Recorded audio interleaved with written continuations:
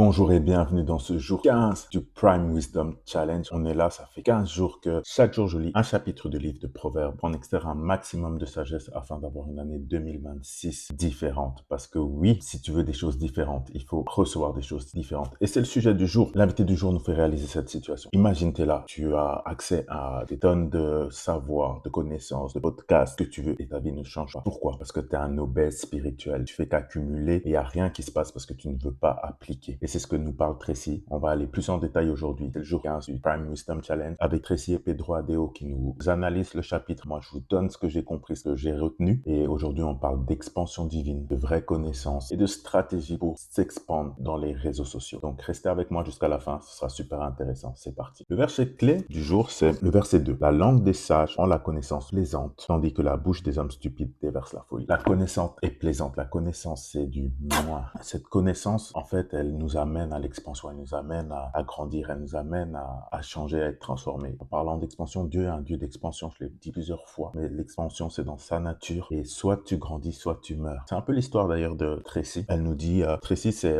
l'invité du jour, c'est une évangéliste sur les réseaux, elle partage sa foi sur les réseaux, elle est passée de 100 followers à 1 million de followers en 88 jours. Et ensuite, elle est passée de 1 million à 2 ou 3 millions en quelques mois. Et elle nous fait comprendre, au travers de son histoire, que tu as plusieurs types de personnes qui consomment la sagesse. Tu as les premiers types qui sont ceux qui sont mal nourris, ceux qui souffrent de malnutrition. En fait, ils pensent consommer des bonnes choses, mais ils regardent, ils consomment des choses qui leur font du mal, qui les affaiblissent de l'intérieur. Ils sont pas en forme, ils sont faibles parce que ce qu'ils consomment n'est pas bon pour eux. Et puis, tu as les gens qui consomment des bonnes choses, mais eux, ils sont obèses parce qu'ils apprennent en fait sans appliquer. Ils font que consommer des podcasts, des livres, mais ça rentre une grande connaissance, mais pas d'application. Et au final, ils restent bloqués. Ça nous ramène un peu à ce qu'on a dit, c'est que tout n'est pas bon au final, au bout d'un moment. Donc, parfois, on doit mettre des œillères, être en mode tunnel vision, et on filtre, même si c'est bon, on filtre ce qu'on reçoit pour pouvoir l'appliquer. Et là, on rentre dans la troisième catégorie, la catégorie des personnes qui ont les vraies connaissances et qui les appliquent conformément à leur mission. Ils ont une connaissance qui a un impact et qui leur amène à appliquer, à avoir un impact dans le royaume de Dieu. Si on regarde dans la Bible, Jésus, il brutalisait, il avait des rapports un peu tendus avec toutes les personnes qui avaient des connaissances et qui n'appliquaient pas. Il faut bien comprendre que nous,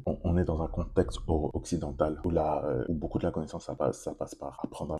Et Jésus est un rabbin et lui, son apprentissage, c'était avec des disciples où il pratiquait. Donc, on nous encourage à pratiquer, pas à acquérir et à stocker de la connaissance. Donc, vaut mieux être accro à pratiquer les connaissances que être accro simplement à la connaissance. C'est ce qu'elle nous dit Tracy au travers de son histoire de vie. Si on prend le verset 24, elle nous dit « Un cœur intelligent recherche la connaissance, tandis que la bouche des hommes stupides se nourrit de folie. » On disait, ceux qui se nourrissent de folie, ceux qui sont dans la malnutrition, ils peuvent pas avoir de bons résultats. Donc, filtre ce que tu consommes, filtre ton feed, filtre tes podcasts, ton feed sur les réseaux sociaux et sois focus. Au verset 19, il est écrit « Le chemin du paresseux ressemble à une haie de ronces, tandis que le sentier des hommes droits est tout préparé. » Ensuite, au verset 32, il est écrit « Celui qui néglige l'instruction se méprise lui-même, celui qui écoute un reproche acquiert du bon sens. » Tracy nous dit qu'au travers de ces versets, il y a des principes importants qu'elle a mis en application. C'est important d'aller all-in, d'être vraiment sérieux dans ce qu'on fait.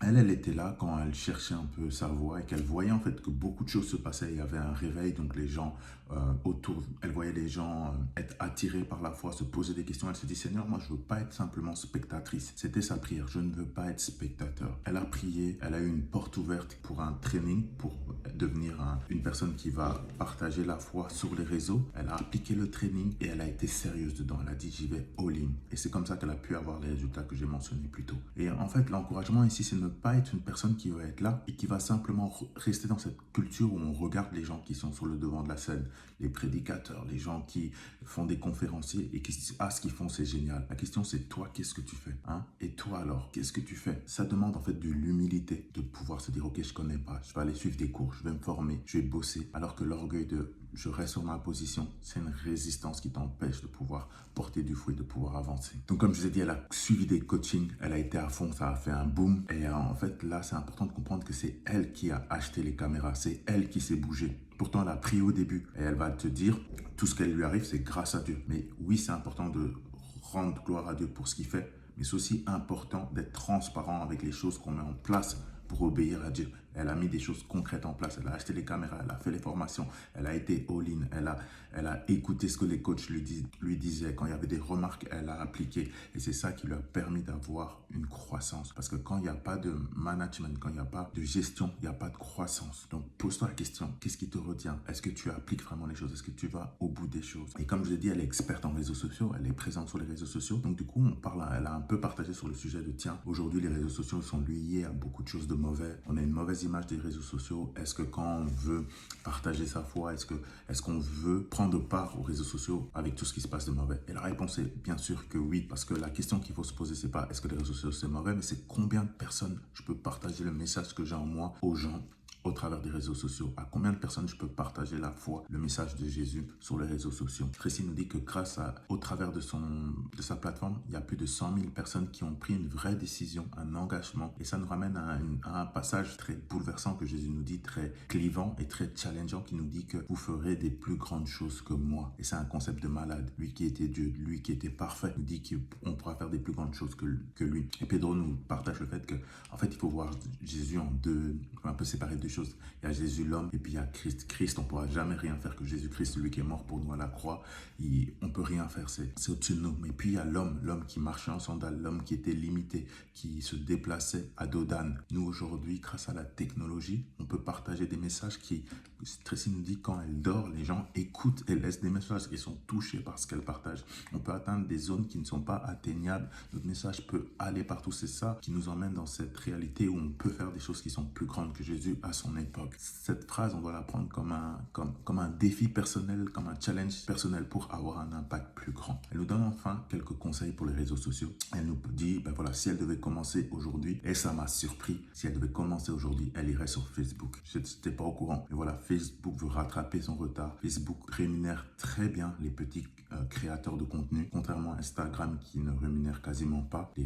Ceux qui font du contenu gagnent de l'argent grâce à la partenariat. Donc aujourd'hui, elle nous conseille d'aller sur Facebook, t'es rémunéré pour tout ce que tu publies, que ce soit des shorts, des statuts, des articles. Facebook rémunère. Et en plus de ça, l'algorithme favorise en fait les petits producteurs de contenu. Donc du coup, on peut à côté de ça avoir un YouTube où on va si tu veux partager des clips d'une dizaine de minutes, tu peux les partager sur Facebook, sur YouTube, et puis après de là tu peux faire des shorts, des petits clips qui seront plus virales et les envoyer sur les autres plateformes comme Instagram. Instagram est très bon pour créer du lien, pour rencontrer d'autres créateurs de contenu, pour échanger. Là c'est assez facile, mais pour le reste c'est beaucoup plus difficile en fait même d'avoir de la croissance sur Instagram. Donc voilà, c'est un petit peu les conseils qu'elle nous a donnés. Je trouvais ça super intéressant. Du coup, moi, de mon côté, en termes d'application, je vais exploiter l'idée de Facebook. Je vais voir comment je vais faire, mais je trouve ça très intéressant. Ensuite, j'aime bien l'idée de ne pas être un spectateur. Voilà, c'est pour ça que je fais la vidéo. Je ne veux pas être un spectateur. Et pour le reste, comme on a dit,